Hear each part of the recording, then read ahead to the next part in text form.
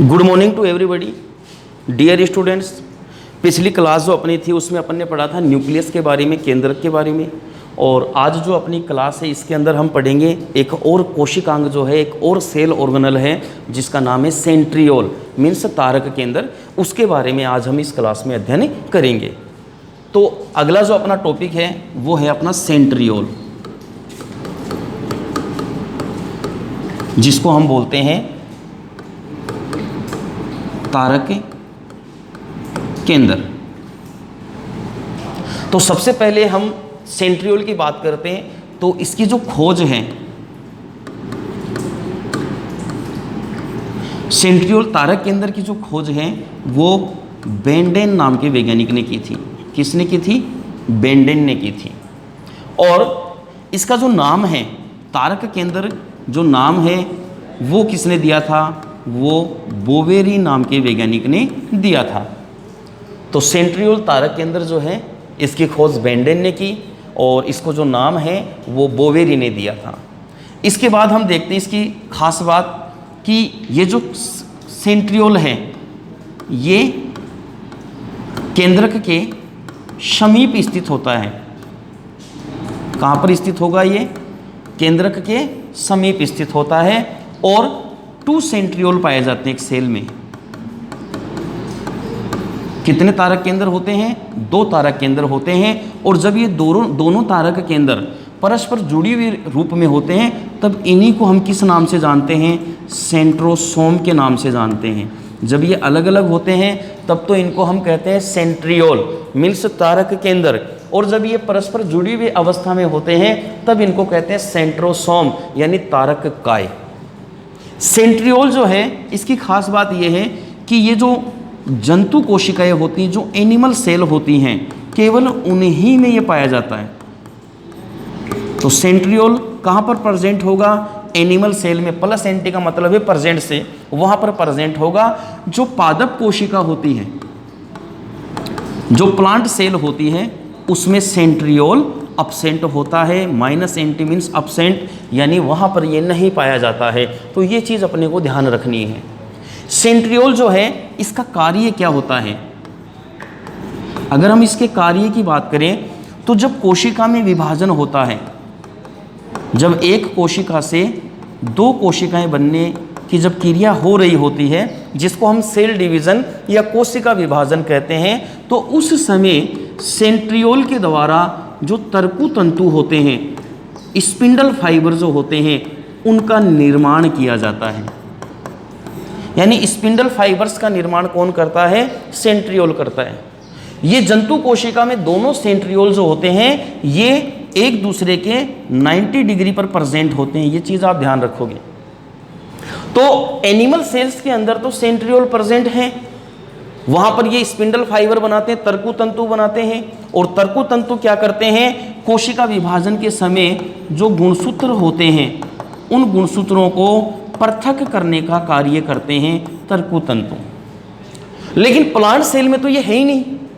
तो इसका मतलब क्या हुआ कि जो प्लांट सेल है ये वाली, यहाँ पर फिर तर्कु तंतुओं का निर्माण कौन करता है? तो यहाँ पर प्लांट सेल की अगर हम बात करें, एक पादप कोशिका की अगर हम बात करें, तो पादप कोशिका के अंदर कुछ विशेष प्रकार के प्रोटीन फाइबर्स पाए जाते हैं जिन्हें हम माइक्रोट्यूबुल्स एंड माइक्रोफिलामेंट्स कहते हैं। ये जो होते हैं ये स्पिंडल फाइबर्स के रूप में कार्य करते हैं और स्पिंडल फाइबर्स की तरह कार्य करते हुए वहाँ पर गुणसूत्रों को पृथक करने का कार्य करते हैं प्लांट सेल के अंदर। तो ये क्वेश्चन कई बार घुमाने के लिए पूछ लेते हैं कि सेंट्रियोल जो है वो स्पिंडल फाइबर बनाता है, तर्कु तंतु बनाता है, और एक एनिमल सेल के अंदर स्पिंडल फाइबर यानी तर्कु तंतुओं का निर्माण हो जाएगा और गुणसूत्रों को वहाँ से पृथक कर देंगे। लेकिन एक प्लांट सेल में तो स्पिंडल फाइबर बनते नहीं है। क्यों नहीं बनते हैं? क्योंकि वहाँ पर सेंट्रियोल है ही नहीं, तारक केंद्र है ही नहीं। तो फिर वहाँ पर गुणसूत्रों को पृथक करने का काम कौन करेगा? कोशिका विभाजन के समय। तो वहाँ पर माइक्रोट्यूबुल्स एंड माइक्रोफिलामेंट्स जो होते हैं वो गुणसूत्रों को पृथक करने का कार्य करते हैं। इसे थोड़ा सा और आगे चलते हैं अपन।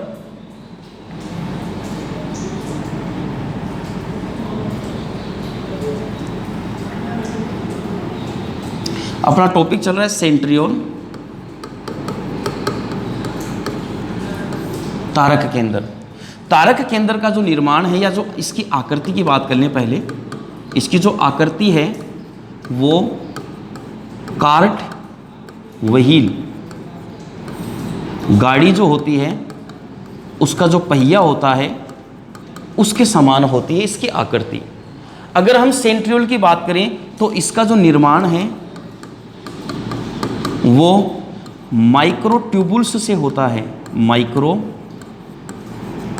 ट्यूबुल्स, सूक्ष्म नलिकाओं से होता है।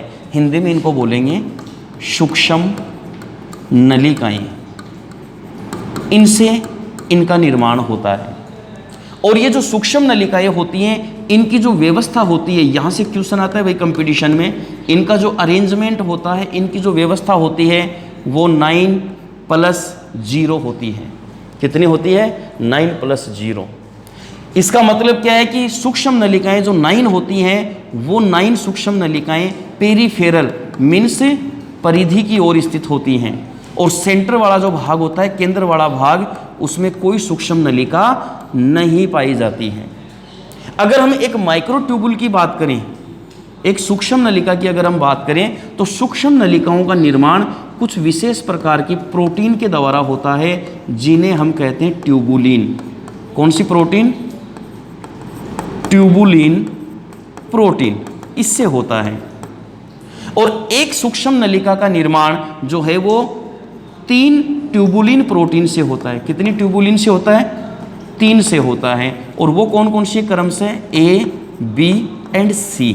यानी एक माइक्रो ट्यूबुल, एक सूक्ष्म नलिका का निर्माण कितनी ट्यूबुलिन करेंगी? 3 करेंगी, ट्यूबुलिन A, ट्यूबुलिन B और ट्यूबुलिन C। और 9 ट्यूबुलिन जो है, माइक्रो ट्यूबुल्स जो हैं वो परिधि की ओर होंगी और 0 सेंटर में होगी। स्ट्रक्चर देखते हैं इसकी।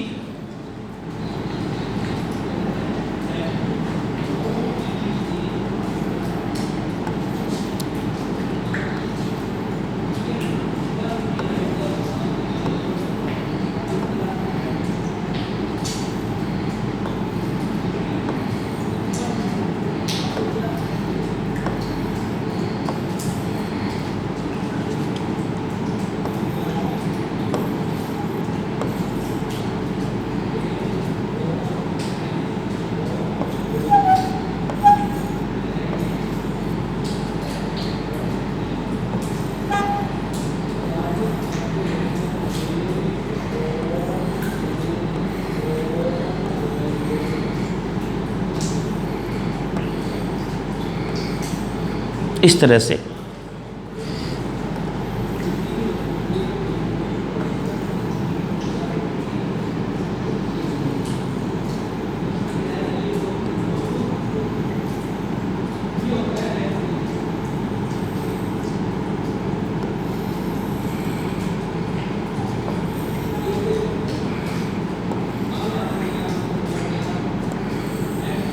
इस तरह से ये देखो 1 2 3 4 5 6 7 8 9 माइक्रो ट्यूबुल है।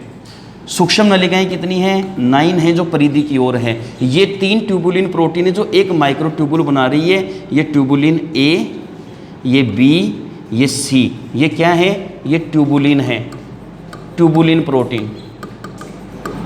और ये तीनों मिलकर के क्या बना रही हैं? एक माइक्रो ट्यूबुल बना रही हैं।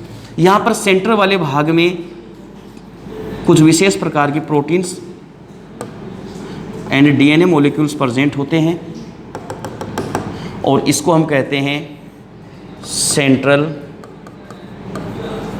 Protein part.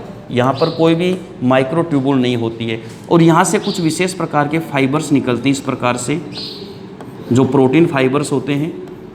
फिर इनसे और प्रोटीन फाइबर्स निकलते हैं आगे चल कर के, और इन प्रोटीन फाइबर्स को हम बोलते हैं primary and secondary protein fibre, प्राथमिक व द्वितीयक प्रोटीन तंतु। और यहाँ से ये कुछ और विशेष प्रकार के प्रोटीन फाइबर्स इन ट्यूबुलिन प्रोटीन्स से इस तरह से अटैच्ड होंगे, जुड़े हुए होंगे।